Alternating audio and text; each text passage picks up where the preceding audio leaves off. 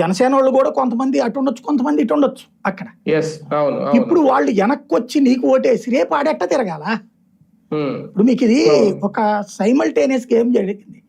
2014లో జరిగిన ఎన్నికల్లో తమని రక్షించేవాడెవడు అన్న భయంతో తెలుగుదేశం బీజేపీ కూటమికి ఓట్లేశారు ఆ రోజున.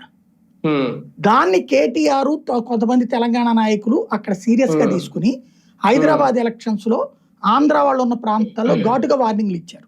మున్సిపల్ కార్పొరేషన్ ఎలక్షన్స్ కు ముందు మేము మిమ్మల్ని మా వాళ్ళు అనుకుంటున్నాం, ఇక్కడ పుట్టిన ఇక్కడ ఈ గడ్డ మీద ఉద్యోగాలు చేస్తున్న వాళ్ళందరూ మీ ఇక్కడే బతుకుతున్నారు, మీరందరూ మా వాళ్ళే అనుకుంటున్నాం, దయచేసి మొన్నటి ఎన్నికల్లో పొరపాటు చేశారు, రేపటి ఎన్నికల్లో అట్లా చేయొద్దు, మీరు తెలంగాణ వాళ్ళని ప్రూవ్ చేసుకోండి అన్నారు. అందుకని మాకు ఓటే మళ్ళా.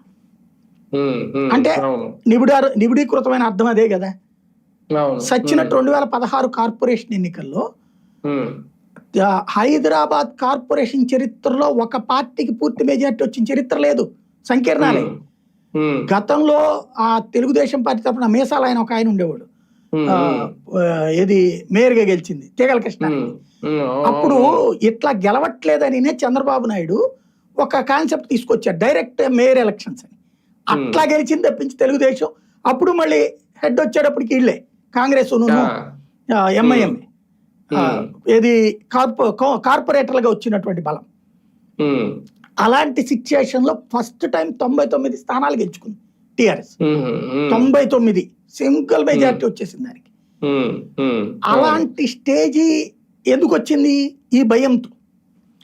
తర్వాత చూస్తే 2018లో జరిగిన ఎన్నికల్లో కూడా హైదరాబాద్ చుట్టుపక్కల కాంగ్రెస్ పార్టీ విజయం ఎక్కడుందని నామమాత్రం బీఆర్ఎస్ గెలిచింది. 2018 తర్వాత 21లో హైదరాబాద్ ఎలక్షన్ జరిగినాయి. అప్పుడు కొంత తగ్గింది. ఎందుకు? ఎవరికి ఇచ్చారు? అది కూడా తెలుగుదేశానికి ఇలా బీజేపీకి వేశారు. తెలుగుదేశాన్ని వదిలేసిన బీజేపీకి వేశారు.